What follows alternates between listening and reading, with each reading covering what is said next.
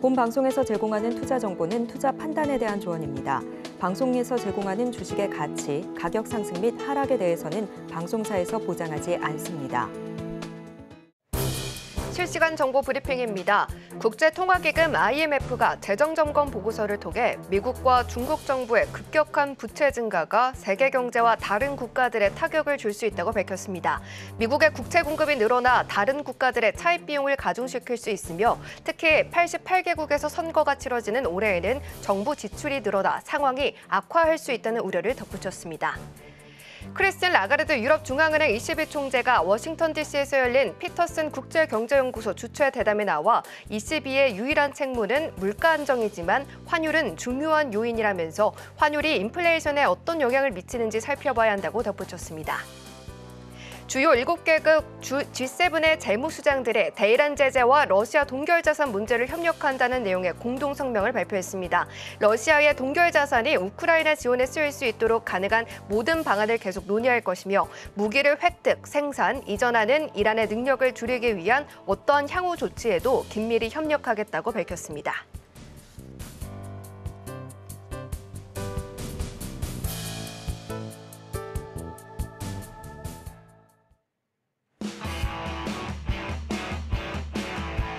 지금은 해선시대, 안녕하세요. 해외 선물 상황을 가장 빠르게 알아보는 시간 해선시대 박수연입니다. 뉴욕 금융시장은 이스라엘과 이란 간의 무력 충돌 가능성을 우려하는 가운데 자산별로 각자의 재료에 주목하고 있습니다.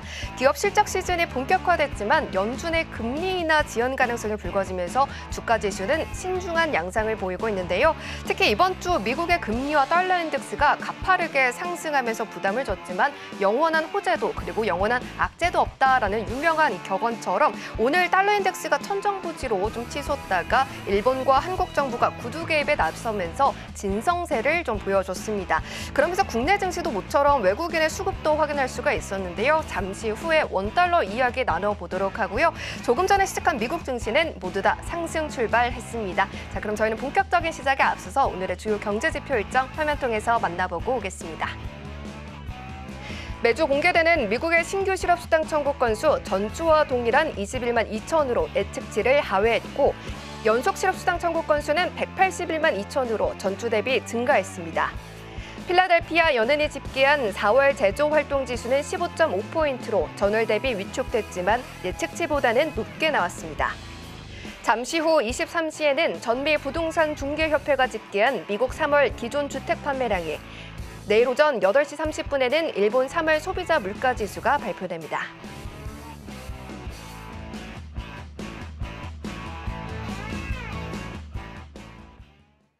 네, 오늘 경제지표 일정 화면 통해서 만나보고 왔습니다. 그러면 목요일 함께해 주실 마선님도 확인해보고 오겠습니다.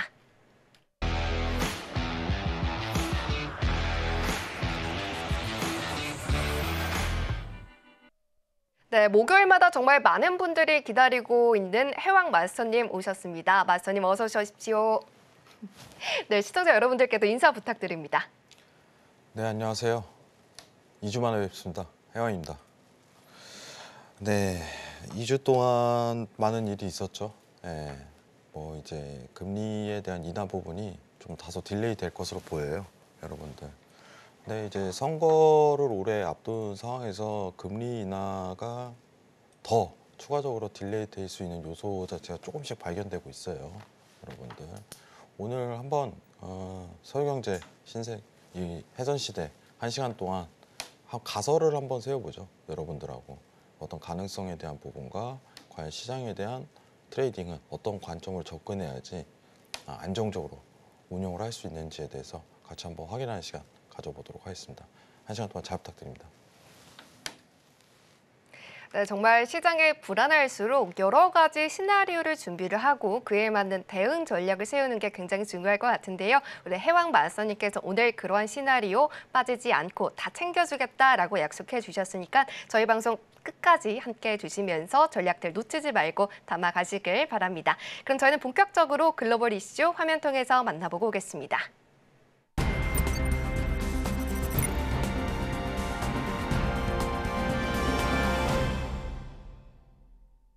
네, 먼저 나스닥 살펴보도록 하겠습니다. 6월 금리 인하 기대감이 약해지면서 이번 주 내내 떨어지고 있는 나스닥인데요. 개장 후 빠르게 더 몸을 낮추는 모습이 포착이 됐습니다. 하지만 17,552포인트에서 반등해주면서 V자 반등으로 좀 올라와주는 모습을 보여줬는데요. 하지만 계속해서 이 힘을 끌고 가기에는 부족해 보이는 상황입니다. 0.24% 밀리면서 17,613포인트 선 지나가고 있습니다. 그러면 나스닥과 관련해서 관련된 이슈 두 가지 살펴보도록 하겠습니다. 첫 번째 뉴스 살펴보고 오겠습니다. 첫 번째 뉴스의 헤드라인 보시면요. 이 새벽에 베이지북에 발표가 됐습니다. 연준을 구성하는 12개 지역 중에서 10곳에서 슬라이드, 약간, 그리고 혹은 모리스트라고 완만한 경제 성장이 이뤄졌다라고 발표가 됐는데요. 이는 기존 2월의 보고서의 8곳보다 증가한 수치입니다. 최근 몇 달간 공개된 베이지북과 유사하게 물가 압력이 있음에도 인플레이션은 안정 추세다라는 평가를 담고 있는데요. 하지만 6개 지역에서 에너지 가격이 완만하게 상승했다고 밝히며 일부는 단기적으로 가격 상승 위험이 있어 원자재 가격 인상에 대한 불안감은 여전하다라고 말하고 있습니다. 상황이 이러자 금리 인하 분위기 조성이 시기상조였다라는 목소리가 나오고 있습니다. 연준 내 매파로 알려진 로레타 메스터 클레브랜드 연은 총재는 불과 2주 전에는 연내 3차례 금리 인하가 아슬아슬한 상황이다라고 말을 했었는데요. 이날에는 금리 인하가 이르다는 취지의 발언을 하면서 좀 더 매파적인 발언을 내놨고요. 뱅크 오브 아메리카는 미 연준이 2025년 3월까지는 금리를 인하하지 않을 실질적인 위험이 있다라면서 기사를 내놨습니다. 자, 무엇보다 파월 의장도 며칠 전에는 인플레이션 목표치인 2%까지 도달하는데 자신감을 얻는데 예상보다 더 오랜 시간이 걸릴 수 있다라는 것을 내포하면서 지금 시장의 투심이 많이 위축된 상황인데요. 잠시 후에 미국의 금리 인하 경로에 대해서 다시 한번 또 살펴보도록 하고요. 다음으로는 유럽 상황도 살펴보도록 하겠습니다. 두 번째 뉴스로 넘어가 보겠습니다. 네, 두 번째 뉴스 헤드라인 살펴보도록 하겠습니다. 독일 연방은행 총재 겸 ECB의 의결위원인 요하임 나겔은 ECB June rate cut looks increasingly likely, but there are still some caveats라고 말했습니다. 이렇게 말한 데는 6월에 ECB 통화정책회의에서 금리 인하가 있을 확률이 굉장히 높아지고 있으나 여전히 몇 가지 주의사항이 있다라고 말을 했는데요. 6월 회의에서 인플레이션이 실제로 하락하고 있고 내년에 인플레이션 목표치를 달성할 것이란 확신이 든다면 6월에 금리를 인하할 것이라며 임금 가격 압력에 대한 질문에는 독일에서는 대체적으로 하락 추세에 있다라고 답했습니다. 뿐만 아니라 최근 몇 명의 ECB 관계자들 또한 6월에 금리 인하 기대감을 드러내는 발언을 내놓고 있죠. 먼저 이 포르투갈 중앙은행 총재 또한 인플레이션 둔화를 짚으면서 통화정책 사이클을 바꿀 때가 됐고 ECB의 6월 금리 결정이 매우 중요하며 시장의 기대가 매우 분명하다라면서 말을 했고요. 크리스틴 라가르드 ECB 총재는 현재 디스인플레이션 과정에 대해서 좀 더 확신할 필요가 있지만 예상대로 움직이고 있다며 큰 충격이 없다면 제한적인 통화 정책을 완화해야 하는 순간으로 향하고 있다고 다섯 번째 연속 금리를 동결하면서 이러한 부분들을 말을 꺼내기 했습니다. 한편 3월의 유로존 소비자 물가지수는 전년 동월 대비 2.4% 상승해 예상보다 둔화한 것으로 나타났는데요. 첫 번째 기사 살펴보고 유럽의 상황 그리고 원달러 환율도 함께 짚어보도록 하겠습니다. 자, 그러면 첫 번째 기사에 대한 질문부터 들어보도록 하겠습니다. 마스터님, 미국 경제가 좀 소폭 확장세를 이어가고 있다고 평가한 베이지북이 나오면서 금리 인하 시기가 내년 초까지 후퇴할 수도 있다라는 전망이 또 쏟아지고 있는데요. 올해 금리 인하 물 건너 간 걸까요? 일단은 가능성이 높아요. 올해. 왜냐하면은 지금 이제 최근에 이제 파월 의장이 나와서 이제 멘트 한번 하고 네. 완전히 이제 좀 전세가 뒤집혔거든요. 근데 우리가 어떤 가능성을 계속적으로 열어야 되는데 지금 원래 당초 이제 6월 가능성이 굉장히 높았었잖아요. 네. 간당간당했어요. 이제 막 이제 처음에는 이제 80% 90% 기록하다가 이제 70% 가다가 지금은 이제는 거의 6월에는 의미 없는 시장이 돼버렸죠.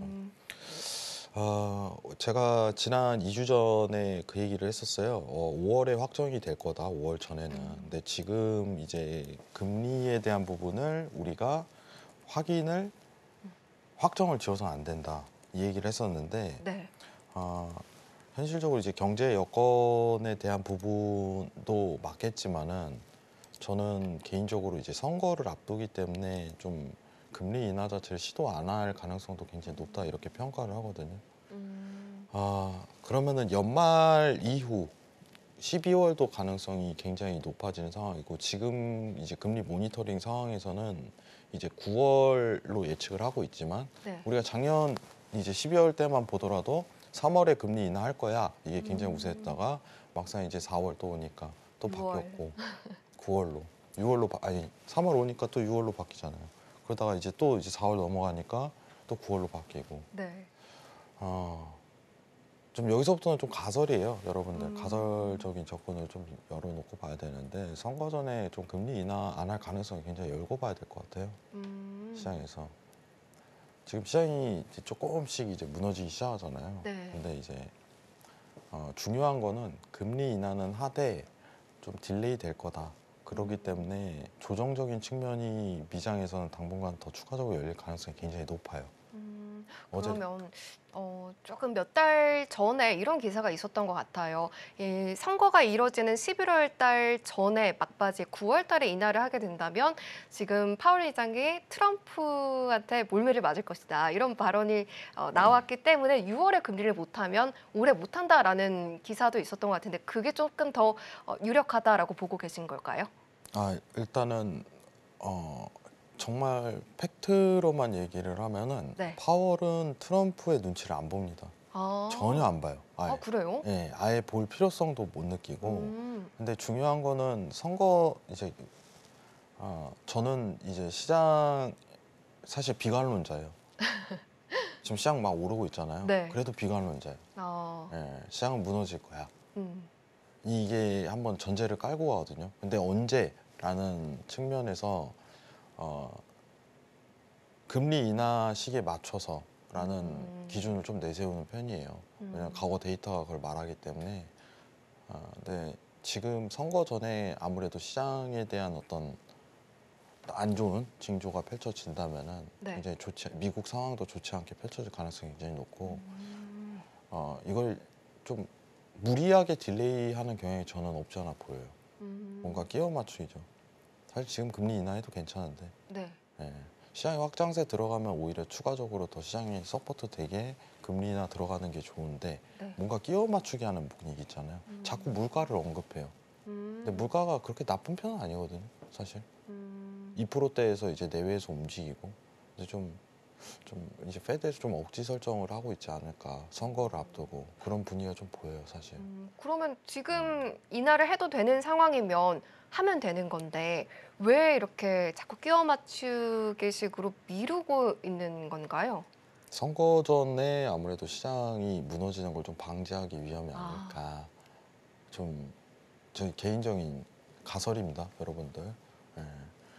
근데 중요한 거는 이렇게 가면은 선거 전에 금리 인하를 할 가능성은 저는 매우 적어진다고 판단을 하는 편이고 근데 중요한 거는 그때까지 어쨌든 시장은 좀 거품이 많이 칠 것 같아요. 저는 증시가 계속 오른다는 주의예요, 여러분들. 미증시 기준으로 코스피는 아니고 근데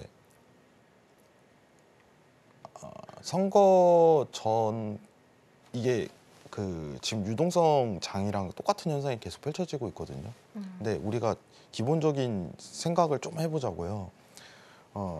시장에 돈이 들어오고 있어요, 실제로. 여러분들 생각보다 많이 들어와요. 왜냐면은 그때 2020년도 팬데믹 때 다른 곳에 흘러갔던 돈이 다시 들어온다고 생각하시면 편해요. 지금 페드는 뭐 이제 달러 발행을 안 하고 있지만은 어쨌든 그 돈은 발행한 돈이잖아요. 네. 그 돈이 잠깐 이제 어떻게 보면 안정적인 자산, 예를 들면은 이전에 얘기했었던 영래포 시장이라든가 그런데 안정적으로 들어갔다가 다시 이제 시장으로 들어오는 현상이 계속적으로 펼쳐지고 있는데 유동성장이 또다시 들어온다라고 가능성이 열린다면은 네. 재화 가치는 다소 조금 이제 올릴 수밖에 없거든요. 시장에 다시 돈이 들어오기 시작하니까. 왜냐면은 시장에 돈이 들어온다는 거는 화폐에 대한 가치가 떨어지는 거잖아요. 근데 다행히도 네. 막 이제 물가가 오르지는 않을 거예요. 심각할 정도로. 왜냐면은 페드에서 달러를 찍어내는 건 아니잖아. 네. 그 정도에 대한 엄연한 차이가 있는 거예요. 이제 굉장히 쉽게 설명했습니다, 여러분들. 그러면 재화 가치는 당분간 오를 것인데, 근데 페드에서는 그걸 명분을 잡는 걸로밖에 저는 안 보여요. 이 금리 인하에 대한 시기 자체를 딜레이하는. 논리적으로 사실 평가를 했을 때는 금리 인하를 안 할 이유가 없어요. 그렇지만 네. 이거는 선거 전에 대한 어떤 좀 정치적인 영향이 굉장히 크지 않을까 이런 판단을 해요. 그럼 이렇게 계속 가게 된다면은 6월이 지금 9월로 밀렸죠, 여러분들. 지금 화면 한번 보면서 좀 보도록 하겠습니다, 실시간으로. 네. 일단은 지금 9월 금리 인하가 46% 기록하고 있네요. 46%. 지금 6월은 사실상 동결이 확정인 거고. 보이시죠? 실시간 화면으로. 네. 여러분들. 근데 46%는 굉장히 낮은 수치예요. 여러분들. 선거가 이제 연말로 잡혀 있는데 그러면은 12월 금리 인하 가능성도 열어놔야죠. 그러면은 그때까지 시장은 지속적인 고점 갱신을 저는 할 것이다라는 주의예요. 미루면 미룰수록 또 한 번 미루면 조정을 주겠죠. 그러다 또 이제 올릴 거예요. 왜냐? 자금은 아직 들어오고 있으니까. 예. 제가 항상 여러분들한테 얘기하는 거는 이 영래포 시장을 좀 지금은 굉장히 집중해야 될 거다라고 얘기를 드렸는데 아직도 자금이 보시면은 계속 시장에 들어오는 중이죠. 이건 제가 저번 시간에 얘기를 했지만은 이게 떨어지면 떨어질수록 시장에 돈이 수급이 들어오는 거예요. 여기 영래포 시장은 돈이 묶여 있다고 생각하시면 됩니다. 묶여 있는 돈이 시장에 돈이 들어오고 있다. 그럼 아직까지는 시장에 대한 상승 곡선을 탈 수 있을 만한 여건이 되는구나. 다만 이제 이번 한 주죠. 네. 이번 한 주에 대한 멘트가 생각보다 좀 과감했어요. 조정이라고 생각하시면 돼요. 조정 시황을 주는구나 이렇게. 이따 차트 보면서 자세하게 얘기를 하겠지만 네. 뭐 미국 주식은 탄탄합니다. 미국 증시는 아직까지는 그러면 연말까지는. 살짝 조정을 좀 받고 다시 또 미국 증시는 올라갈 수 있는 가능성이 굉장히 높다라고 저희가 이해하면 될까요? 네, 저는 일단은 2만 포인트까지는 보고 있어요. 2만 포인트는 쉽게 넘어갈 것이다. 더 들어가요. 더 이제 버블이 더 껴야 돼요. 지금 상황은 아직 덜 들어왔어요, 여러분들. 저는 가능성 굉장히 높게 평가하고 있습니다. 이런 부분을 계속 이제 여러분들하고 이제 신세계에서 계속 평가할 건데 근거를 가지고 항상 들고 와요. 네, 해선 시대 헷갈립니다, 여러분. 신세계 애정이 많아갖고 제가. 해선 시대도 애정 많으시잖아요. 네. 그래서 일단은 금리 인하는 9월로 일단 딜레이 됐다. 그럼 6월 되면 또 이제 어떤 가이드라인이 세워질 거예요. 네. 페드에서. 근데 그것도 딜레이 될 가능성을 일단 넓게 보고 있어야 돼요. 확률이 지금 너무 낮아요, 여러분들. 다만 시장은 신고점 갱신은 계속 이루어질 거라는 전제하에 지금 이제 가불론박이 살짝 펼쳐지거든요. 이제 고점 나왔다. 네. 시장 고점 나왔어. 라는 평가와 아직은 이거거든요. 근데 금리 인하에 대한 이슈 가지고 고점이 나왔다고 판단하기엔 재료가 부족해요. 금리 인하 딜레이 이슈로는 재료가 굉장히 약합니다, 여러분들. 그럼 기업 실적 관련해서는 어떻게 보고 계세요? 저는 진짜 냉정하게 평가드릴게요. 네. 실적은 의미가 없어요. 네. 그냥 무조건 유동성에 따라서 증시는 올라갈 것이다. 그죠. 왜냐면 주도주가 지금 AI잖아요. 네. AI인데 실적이 안 좋게 나올 수가 없어요. 일단은 좋지 않게 나올 수가 없습니다. 그거는 왜냐면은 진짜 미래 가치적인 사업이니까 그리고 실제로 현실성이 있고 지금 진행 중이니까 계속 실적이 나올 거예요. 기대치 어떻게 보면은 이상으로 나쁘지 않게. 근데 여러분들이 기본 베이스를 깔아야 될 건 뭐냐면 지금은 팬데믹 시장에 대한 어떤 확장형이라고 생각하시면 편하거든요. 아직 안 끝났어요. 그 시장에 대한 부분이 ING다라고 평가하시는 게 좋아요, 여러분들. 왜냐하면은 그때 찍었던 돈이 아직도 시장에서는 움직이고 있잖아요. 살아서. 지금도 아직도 막 살아서 움직이고 있어요. 확장형이라고 생각을 해야 돼요. 근데 제가 여러분들한테 전제를 한번 깔아볼게요. 그러면은 우리 팬데믹 시장에는 기업 실적이 좋아갖고 시장이 올랐어요? 그때는 여러분들 기억나실 거예요. 네. 기억을 한번 끌고 보자고요. 어떤 주식을 이렇게 딱 사요. 사면 올라 다음날. 그때 어땠어요? 코스피 종목이 있으면요 80% 90%가 다 빨간불이에요. 근데 그게요 정말 실적이 좋아서 올라간 거예요? 아니에요. 시장에 돈이 들어와서예요. 우린 이걸 판단할 줄 알아야 돼요. 기업 실적 중요해요, 여러분들. 장기적인 관점에서 내가 이 회사에 대한 어떤 진정한 가치를 가지고 있다면은 계속적으로 실적을 평가하고 어떤 재무제표를 확인할 수 있어야겠죠. 근데 중요한 거는 지금은 실적보다는 시장에 대한 돈이 언제까지 흘러들어오고 이게 언제 마무리될 거냐 이런 거시평가가 더 중요한 시기예요. 아직까지는 여러분들. 그러면 지금 시장에서 제일 중요한 요인은 뭘까라는 거를 계속 생각을 해야 돼요.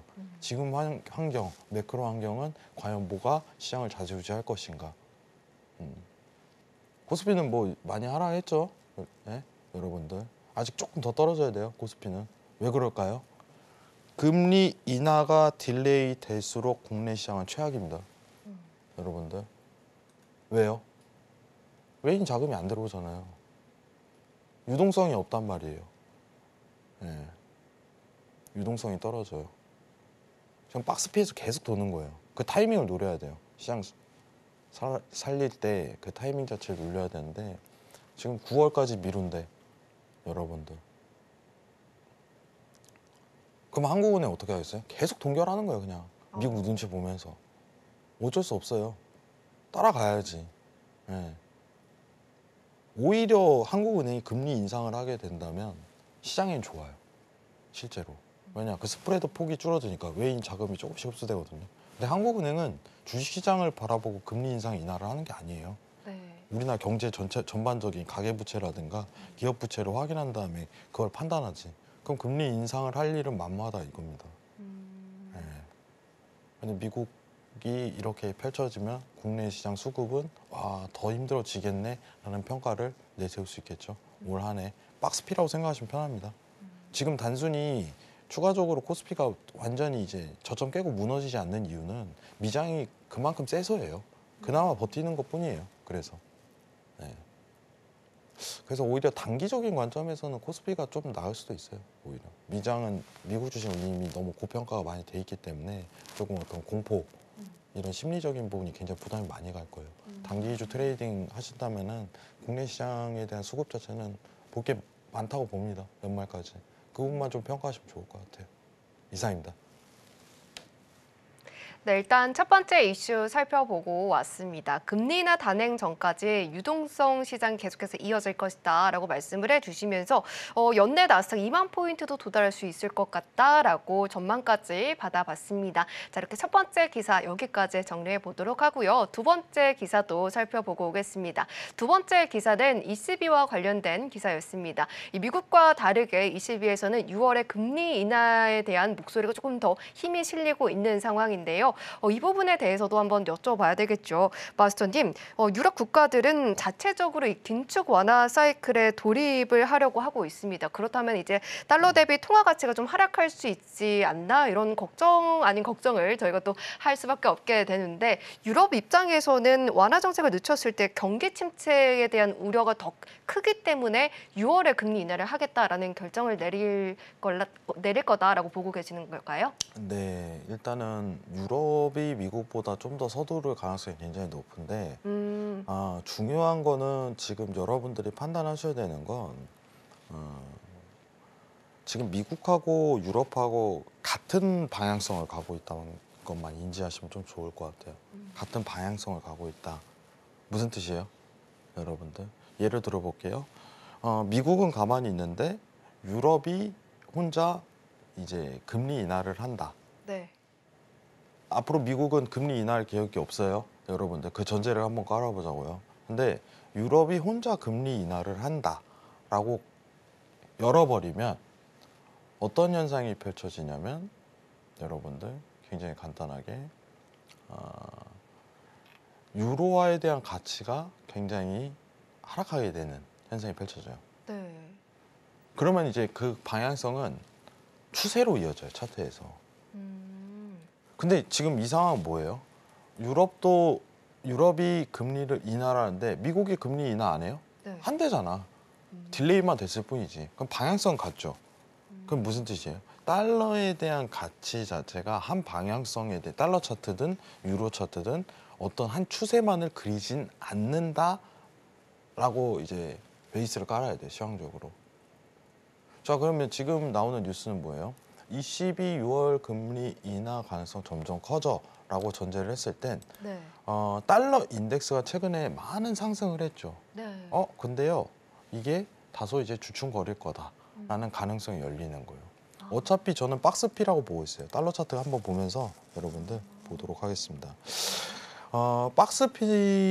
박스죠. 예, 이제 박스라는 개념은 뭐냐면은 잠시만요. 네.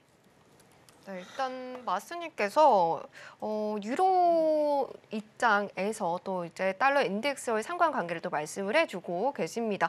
미국과 유럽 경제의 일단 방향성 같기 때문에 달러 인덱스가 조금은 주춤할 수 있는 그런 배경이 되지 않을까, 이 부분에 대해서 저희가 조금 공부를 하고 있는데요. 마스님 준비되셨을까요? 지금 우리가 지금 달러 인덱스 제가 차트를 지금 보고 있죠, 여러분들. 그러면요, 이게 어떤 통화 정책에 의해서 결정이 돼요. 어떤 추세가 나오기 위해선.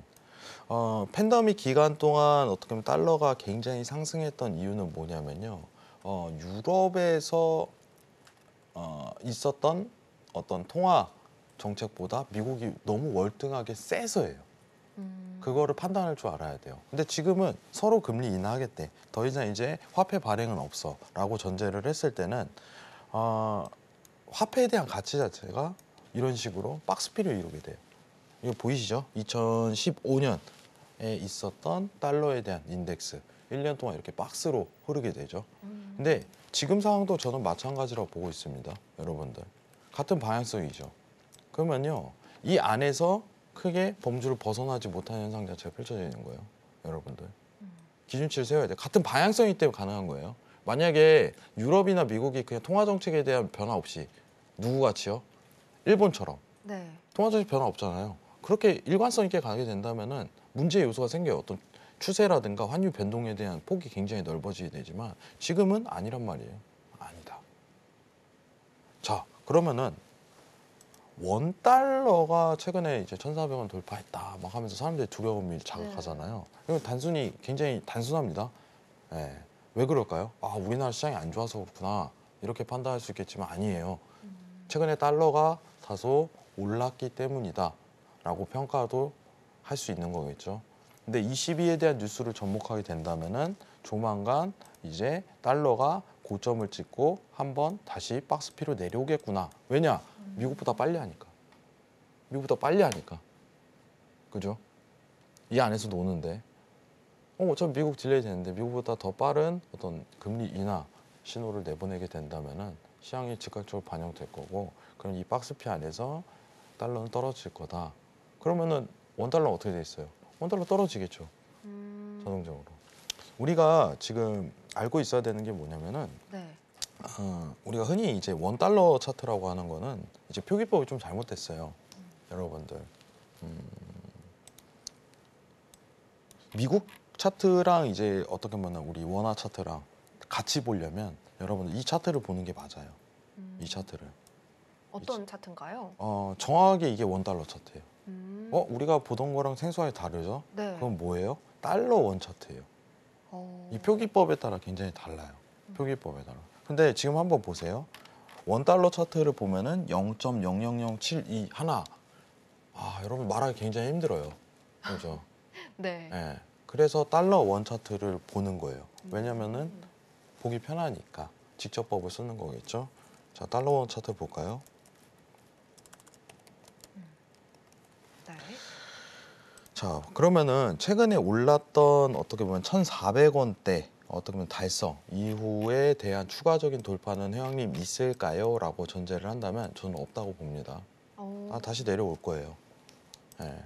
너무 신경 쓰지 말라는 거예요. 다시 내려와요. 여러분들. 왜? 달러에 대한 달러 인덱스가 하방 추세를 기록할 거니까 22의 영향을 받아서 여러분들. 그 미국 달러 차트의 영향을 가장 많이 가는 통화는 20밖에 없어요. 중국도 아닙니다. 중동도 아니에요, 여러분들. 그냥 22 하나만 기억하시면 제일 편해요. 여러분들. 뭐 그나마 좀 영향을 갈 수 있는 요인이 일본 정도 볼 수 있겠지만 일본은 크게 뭐 이제 국채를 뺀다든가 그런 행동을 하질 않아요. 쉽사리 거의 안 바뀐다고 보시는 게 편할 것 같고 ECB가 금리 인하를 서두른다 이 뉴스 보면은 어떻게 해석을 할까? 원달러 차트가 안정세에 들어갈 수 있겠구나. 유로화가 지금은 좀 매수를 보기 좀 좋은 국면이구나. 이렇게 두 가지로 평가할 수 있는 거예요. 이게 하나 뉴스만 보더라도 이제 여러 가지 해답이 다 나오는 거죠. 어떻게 보면. 근데 이 전제는 미국에 대한 통화 정책도 보고 올 줄 알고, 그죠? 상대적으로 비교할 줄 아는 어떤 그런 통찰력이 필요한 거예요. 여러분들한테. 자, 원달러 차트 최근에 이슈였습니다. 근데 이 내용으로 크게 문제되지는 않을 것 같다라고 평가 내시는 게 좋아요. 그러면 국내 증시에도 좀 모처럼 외국인 수급이 좀 많이 들어왔던 하루였는데 조금 더 끌고 갈 수 있겠다라고 좀 국내 증시에서 매매하시는 분들도 좀 희망적인 생각을 가져도 될까요? 원달러 차트로 이제 외인 수급에 대한 부분을 좀 평가한다면은 저는 그렇게 좀 긍정적으로 해석을 안 해요. 사실 미국 국채랑 한국 국채를 좀 비교할 줄 알아야 되는데 그냥 진짜 한마디로 표현을 하자면 정말 우리나라는 먹을 게 없다. 아니 왜냐면 여러분 생각을 해보세요. 그 돈이 있어요, 여러분들. 미국 여러분들 헤지펀드사예요. 근데 한국에 뭐하러 투자를 해요? 돈이 안 되는데. 예? 미국보다 더 나은 금리 이상, 이 국채 금리 이상을 유지를 해야지 하루 이틀 먹는 어떤 콜금리 있죠. 그런 거를 취해요, 실제로. 막 하루에 막 진짜 막 몇천억이 들어와서 하루 있다 나가요. 0점 몇 프로 먹으려고. 근데 완전히 안전하게 그거를 수익을 낼 수 있는 구조화가 되니까 그거 들어오는 거예요. 근데 지금 뭐하러 들어와요, 여러분들? 저 같아도 안 들어와요. 그러니까 이제 수급이 불안정하죠. 근데 이게 개선되기 전까지는 환율에 대한 영향이 다소 있을 수 있지만 굉장히 미비하다 이거예요. 그렇게 해석하기엔 조금 저는 오류가 조금 있다. 환율로 외인 수급을 평가하는 건 이렇게 생각하시기 좀 좋을 것 같아요. 이상입니다. 네, ECB가 금리를 인하한다면 달러가 하방 압력을 받게 되면서 원달러 환율도 1,400원대를 다시 돌파하진 않을 것이다 라면서 이 전망까지 담아봤습니다. 계속해서 우리 마스터님과 좀 공부하시면서 또 매일매일의 시장을 또 대응하실 수가 있으시니까요. 꼭 함께 해보셨으면 좋겠고요. 바로 나스닥 전략 챙겨보도록 하겠습니다. 마스터님 표말 준비해 주시고요. 네, 3, 2, 1 들어주세요. 관망 시그널 들어주셨습니다. 관망 시그널 잘 안 들어주시는데 오늘은 관망 시그널 들어주셨네요. 네, 제가 사실 이제 좀 좋은 자리가 한번 나올 거예요. 미증 씨가 다시 한번 올라갈 수 있는 계기가 나올 것 같은데 제가 최근에 이제 17,500 내외에서 조금 이제 한번 눌릴 때까지 좀 기다려보는 게 좋겠다라고 계속 얘기를 했거든요. 근데 이제 파월이 좀 도와줬네요. 네, 딜레이하면서 조정적인 측면을 좀 줬어요. 근데 지금 보시면 아시겠지만은 시장이 앞으로 이제 시황적으로 아까 전에 제가 여러분들하고 평가를 했었죠. 과연 여기가 끝인가라는 전제에서는 저는 아직은 아니에요. 더 추가적으로 올라갈 가능성이 굉장히 높다. 왜냐면은 자금이 아직 덜 들어왔기 때문에. 저는 지금 최근에 있었던 선물 지수 대비 평가해갖고 18,700에 넘어갈 거라고 봐요. 자, 조정 왔어요, 여러분들. 조정 왔는데 언제가 어떤 바닥 구간이냐라고 평가를 했을 땐 RSI가 30에 한번 닿아야 돼요. 거의 다 닿았네요, 여러분들. 보이시죠? 눈 크게 뜨고 봐야 돼요. 이 자리입니다, 이 자리. 아직 안 닿았어요, 여러분들. 자, 그러면은 아직 하락에 대한 요소는 다소 차트에 남아 있다. 이 안에서 테두리가 당분간 이제 박스피로 길 거예요. 거기가 이제 바닥을 다지는 구간이거든요. 이슈는 없습니다. 이슈는 없어요. 지금 당장. 왜냐하면 금리 인하 파월 관련 딜레이 한 거는 이미 나온 내용이기 때문에 이제는 시장 반영이 들어가는 상황이었고 이 구간에서 RSI 30 레인지 다음에 바닥 구간 형성할 가능성이 굉장히 높아요. 그러면은 지금은 어떻게 보면은 상승 추이에 대해서 조금 기다려 볼 만하다. 라고 평가를 할 수도 있거든요. 근데 오늘 관망된 이유는 뭡니까? 라고 했을 때는 틱 차트가 파동을 다 만들었어요. 자, 틱 차트로 넘어가 보도록 할게요. 여기서. 자, 그럼 아직은 하락 구간이 조금 남아있다라고 평가되는 상황 내에서 틱 차트로 넘어가는 거예요. 자, 틱 차트 넘어갔습니다. 자, 보시면은 우리가 전 하락장 추이를 보도록 할게요. 와, 딱 보는데 여러분들 파동이요. 이뻐요. 자, 이쁘다라고 했을 땐 파동이 흐름이 보인다 이렇게 평가할 수도 있거든요. 자, 보시면은 자, 이 구간, 자, 이 구간. 네. 지금 우리가 하락 이제 5파라고 여러분들 들어보셨을 거예요. 파동을 완성했네 이런 평가가 내려지죠. 완성했네. 지금 나오는 게 지금 한 일주일 동안 이 파동이 이쁘게 열렸어요. 우리가 좀 진짜 수익 크게 낼 수 있던 구간은 어디가 있냐라고 평가를 했을 때 이 구간이에요. 이 구간. 17일, 23시 이전에 이 자리가 제일 좋았고 지금은 들어가면 안 되는 자리예요. 파동이 끝났기 때문에. 그러면은 이 구간 내에서 어떤 파동을 만든다는 요인 자체는 다소 적어 보여요. 저는 개인적으로. 자, 매도세에 대해서 한번 조정적인 측면으로 단기적 접근을 하겠다라고 가능성을 연다면은 지금의 어디가 가장 이상적인 위치냐면은 17,800에서 매도 한번 들어가 주세요. 17,800. 이해하시겠죠? 이 국면에서 한번 대응이 가능합니다. 단기 국면. 우리 해선하시는 분들, 단타 치시는 분들 좋아하기 때문에 이 국면에서는 한번 대응이 가능해요. 올라올 때까지 좀 기다려야 돼요. 근데 나는 큰 추세, 앞으로 시장에 대한 관점 자체를 좀 길게 볼 거야 라는 측면에서는 그냥 관망이에요. 여러분들. 그냥 관망. 네, 대응이 안 돼요. 지금 오히려 이제 미국 증시죠. 미국 주식을 한 번 더 조정이 온 섹터, AI 섹터 관련해선 한 번 더 불타기, 뭐 이제 수익을 최근에 많이 내셨을 거니까 불타기라는 평가를 할게요. 물타기보다. 불타기를 해도 괜찮은 구간이 한 번은 올 거다. 이런 생각도 좀 들 것 같아요, 저는. 17,500까지는 시장 하락하는 거 한번 보고 그 다음에 바닥 다지는 걸 본 다음에 그 다음 매수 대응하셔도 저는 괜찮을 거라고 보고 있어요. 다시 추세 열릴 거예요, 여러분들. 차트 이쁘잖아요. 네. 지금 유동성 시장이에요, 아직까지. 2만까지 가능할 거라고 보고 있습니다, 여러분들. 이상입니다. 네, 나스닥 전략 챙겨보고 왔고요. 저희는 바로 크루드 오일도 살펴보고 오겠습니다. 네, 다음으로는 크루드 오일입니다. 현재 오일 같은 경우에는 3거래일째 하락세를 보여줬는데요. 오늘도 파란불을 켜면서 4거래일째 파란불을 켜고 있는 상황입니다. 그래도 조금 전까지는 빨간불을 켜줬기 때문에 오늘의 방향성 잡기가 굉장히 어려운 크루드 오일인데요. 0.06% 밀리면서 82.64달러 선 지나가고 있습니다. 그러면 크루드 오일과 관련해서 유가 관련 뉴스 두 가지 살펴보고 오겠습니다. 네, 첫 번째 뉴스 살펴보도록 하겠습니다. 간밤에 이란과 이스라엘의 전쟁 위험을 할인함에 따라서 유가가 3% 이상 하락했다라는 기사입니다.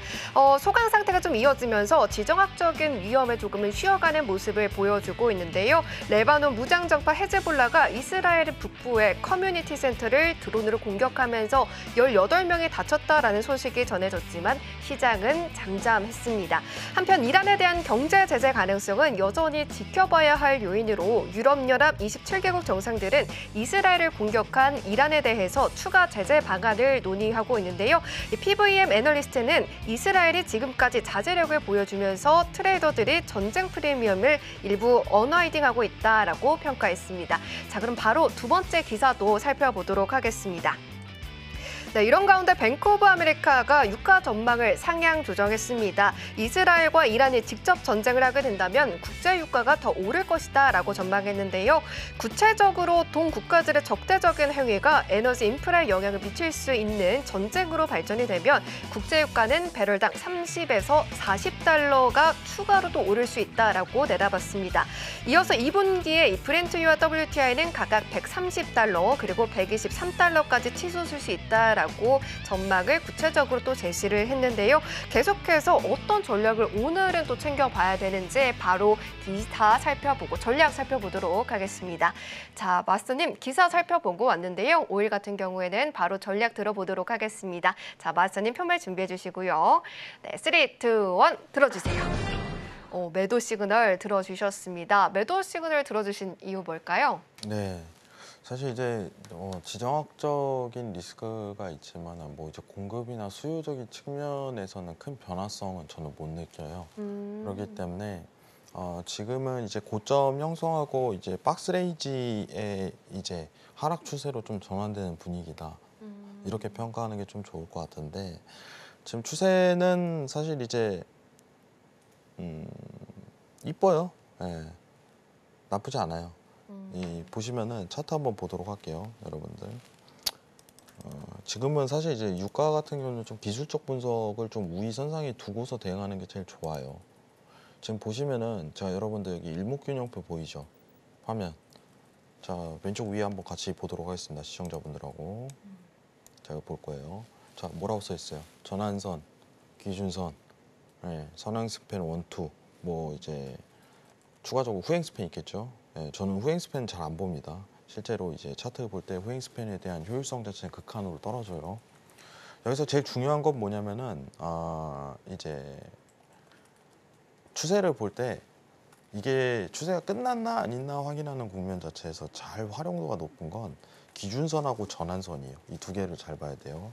자, 스팬은 어떤 지지에 대한 위치, 추세에 대한 시작 이걸 알릴 수 있겠지만 선행 스팬 같은 경우는 여러분들 보시면은 이 구름대가 있죠. 구름대에 대한 돌파 유무에 대한 부분을 측정을 할 줄 알아야 돼요. 자, 구름대 돌파 들어갔어요. 추세가 시작되는구나 라고 평가를 하는 거예요. 아시겠죠? 근데 지금은 이미 시간이 많이 지났죠. 돌파에 대한 유무가. 지금 오히려 고점인지 판단하는 구간 내에서는 전환선과 기준선에 대한 방향성을 측정할 줄 알아야 돼요, 여러분들. 이게 어떻게 보면 이동평균의 확장이에요, 여러분들. 이동평균에 대한 확장을 차트화시킨 거기 때문에 효율성을 좀 극한으로 끌어올릴 수도 있어요, 이해만 잘한다면. 자, 그러면은 지금부터 선행 스팬 좀 지워보도록 할게요, 여러분들. 선행 스팬에 대한 부분을 지우게 된다면은 어떤 이제 우리가 이제 두 가지 기준선하고 전환선이 나오죠. 자, 시장에 대한 추세가 딱 시작할 때 특징이 뭐냐면요, 여러분들 집중해서 잘 봐야 돼요. 같은 방향성을 그려요, 선이. 그러면 이제 추세가 그 방향성이 꺾이질 않아요, 진짜로. 자, 근데 보시면은 같은 방향성을 그리기 시작할 때부터 강한 추세가 연결된다라고 특징을 잡아야 돼요. 그러면은 지금 여기서부터 확정 지을 수 있는 거는 2023년 12월에 저점이 나왔구나라고 평가를 할 수 있는 거예요, 여러분들. 그러면은 지금 회원님 하방 추세예요? 라고 했을 때 아니요, 하방 추세는 아닙니다 라고 평가할 수 있겠죠. 왜냐? 보시면은 기준선이 꺾이진 않았어요. 시장에 대한 추세가 꺾였다라고 판단하는 시점 자체는 이 추이가 꺾이고 들어가야 돼요. 이게 만약에 방향성이 이렇게 꺾게 들어간다면은 하방 추세 시작입니다. 네, 하방이에요. 고점 나왔네요. 근데 지금 어떤가요? 아직 아니죠.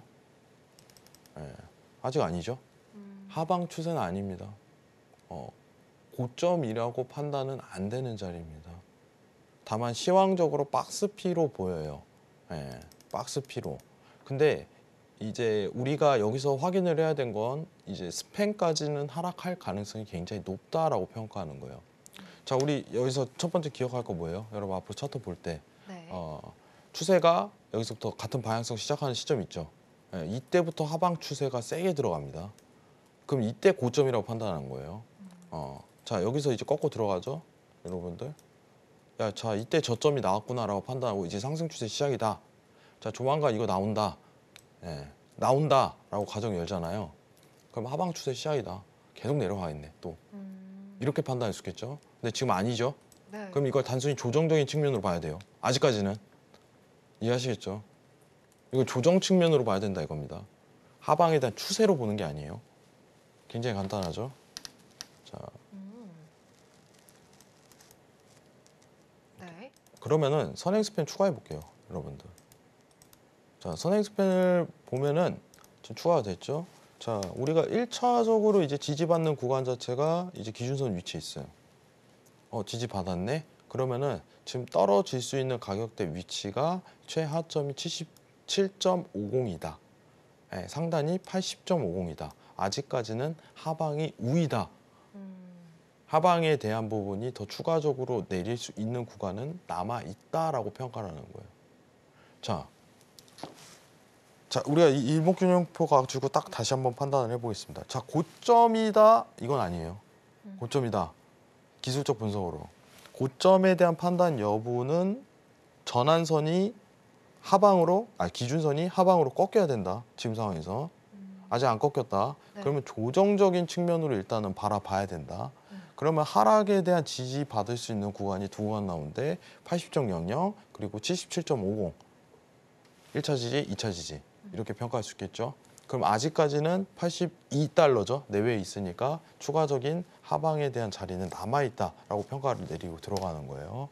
자, 근데 틱 차트 이동해 보면 오늘 차트 별로 안 이뻐요, 여러분들. 전일 너무 하락했어. 그러니까 이런 경우는 좀 다소 이제 한 차례 쉬고 들어가는 게 제일 좋아요. 오늘 제가 매도 신호를 보낸 거는 내일 보는 게 좋다는 평가를 내릴게요. 내일 유럽장 이후에 여러분들. 유럽장 이후에. 지금 안 좋아요, 그림이. 여러분들 좀만 기다려보죠.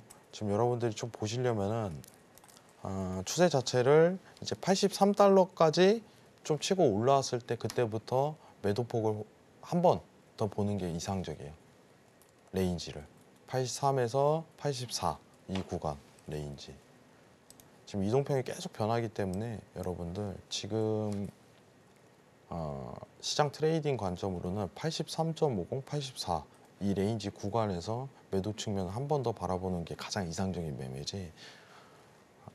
지금 전일 너무 큰 하락을 했기 때문에 한 번 더 큰 하락에 대한 폭을 기대하는 거는 좋은 트레이딩 관점은 아닌 것 같습니다. 네, 내일 하죠, 내일. 내일 기대도 괜찮아요. 매도 한 번 더 보는 걸로. 이상입니다. 네, 이렇게 크루드 오일 살펴보고 왔습니다. 오늘 같은 경우에는 매도로 전략을 세워주시기는 했지만 크루드 오일 같은 경우는 기술적으로도 굉장히 혼자서 이렇게 분석을 하기에는 너무나도 어려운 부분이 있는 것 같습니다. 하지만 이렇게 해외항 마스터님과 함께 하시게 된다면 정확한 분석뿐만 아니라 매크로적인 이슈까지 해석을 더 붙여서 조금 더 안정적인 매매를 하실 수가 있겠습니다. 그런 만큼 매주 목요일 꼭 놓치지 마시고 해외항 마스터님과 함께 공부하는 시간 가져보시길 바랍니다. 자, 이렇게 나스닥 이슈 또 풀어봤고요. 매크로적인 이슈까지 또 저희가 담아봤습니다. ECB와 관련된 이야기도 저희가 담아보면서 달러 인덱스와 관련돼서도 이야기도 좀 들어봤죠. 이러한 부분들 저희가 매주 목요일마다 다 챙겨드리고 있으니까요. 꼭 함께 해주시길 바라고요. 아쉽지만 마스터님과는 여기서 인사 나눠보도록 하겠습니다. 마스터님, 오늘도 좋은 강의 감사합니다. 네, 그러면 해선시대 오늘의 핵심 화면 통해서 만나보고 오겠습니다. 네, 해선시대 오늘의 핵심입니다. 먼저 매크로적인 이슈입니다. 미국 대선이 11월에 있기 때문에 연준의 연내 금리 인하 단행은 쉽지 않을 테지만 유럽 중앙은행 ECB는 6월에 금리 인하를 할 가능성이 있다. 그리고 ECB가 연준보다 금리 인하를 먼저 한다면 달러 하방에 영향을 줄 것이고 나스닥 같은 경우에는 오늘은 관망 시그널이었습니다. 17,800포인트에서 매도, 17,500포인트에 도달 가능할 것이고 RSI가 30에 도달해서 바닥을 다지면 그때 매수 진입하자 전략 챙겨봤고요. 마지막으로 크루드 오일은 박스권 움직임이 지속될 것이므로 83달러에서 매도 진입하는 전략까지 담아봤습니다.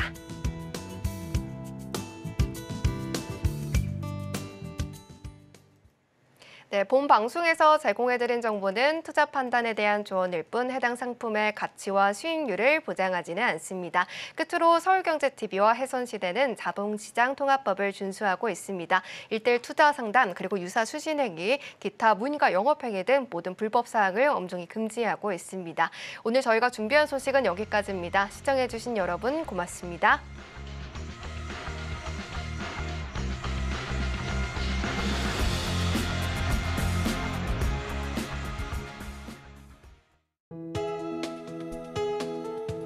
본 방송에서 제공하는 투자 정보는 투자 판단에 대한 조언입니다. 방송에서 제공하는 주식의 가치, 가격 상승 및 하락에 대해서는 방송사에서 보장하지 않습니다.